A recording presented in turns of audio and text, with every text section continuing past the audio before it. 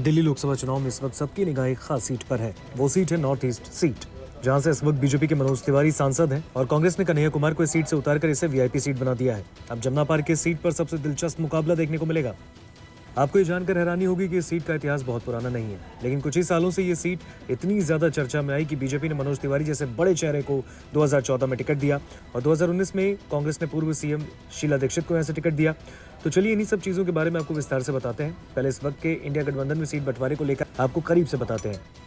दिल्ली में seat sharing को लेकर कांग्रेस के हिस्से में 3 सीटें आई, जिनमें उत्तर पूर्वी दिल्ली, उत्तर पश्चिमी दिल्ली और चांदनी चौक सीट शामिल है। इन 3 सीटों के लिए कई दावेदार थे। कांग्रेस ने बहुत सोच समझकर यह फैसला लेना था।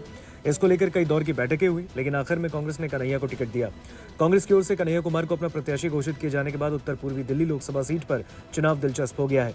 जेएनयू छात्र संघ के पूर्व अध्यक्ष कन्हैया का मुकाबला 2 बार के भाजपा सांसद मनोज तिवारी से है। इस सीट पर पूर्वांचल, उत्तर प्रदेश और बिहार के मतदाताओं का दबदबा है। 2019 के लोकसभा चुनाव में मनोज तिवारी ने कांग्रेस प्रत्याशी और पूर्व मुख्यमंत्री शीला दीक्षित को शिकस्त दी थी। उत्तर पूर्वी दिल्ली संसदीय क्षेत्र दिल्ली के सबसे घनी आबादी वाला इलाका है। इस सीट के तहत सीमापुरी, गोकुलपुर, गोंडा, सीलमपुर, रोहतास नगर, बाबरपुर, करावल नगर, बुराड़ी, तिमारपुर और मुस्तफाबाद जैसे विधानसभा क्षेत्र आते हैं, जहां की कुल आबादी करीब 23 लाख है। अगर मतदान के प्रतिशत की बात करें तो 2014 में कुल आबादी में 65% लोगों ने वोट किया, तो 2019 में कुल 60% लोगों ने वोट किया। अब बात करें कन्हैया कुमार की, तो वो कांग्रेस के सबसे युवा और चर्चित चेहरों में से एक है। बीजेपी ने अपने सभी सांसदों के टिकट काटे, लेकिन मनोज तिवारी का टिकट नहीं काटा। इसका मतलब पार्टी को उन पर भरोसा है। आपको बता दें, इस इलाके में बड़ी आबादी पूर्वांचल, उत्तर प्रदेश, बिहार और मुस्लिम मतदाताओं की है, जो उम्मीदवार का चयन करती है।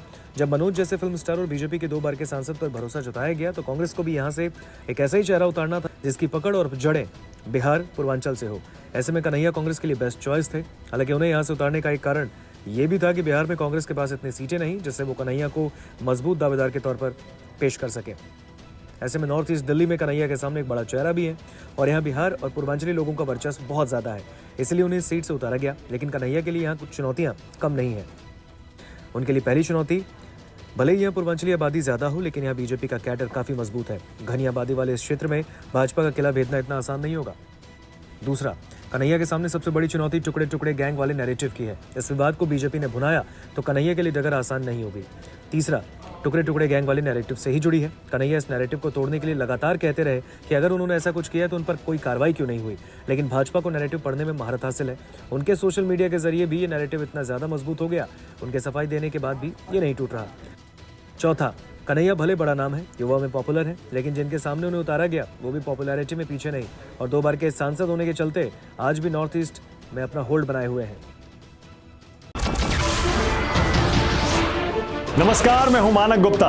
अगर आपको हमारा ये वीडियो पसंद आया हो तो इसे लाइक और शेयर जरूर करें और हाँ, हमें सब्सक्राइब और फॉलो करना ना भूलें, ताकि आप देश और दुनिया की कोई खबर मिस ना करें। तो जुड़े रहिए हमारे साथ और देखते रहिए न्यूज़ 24।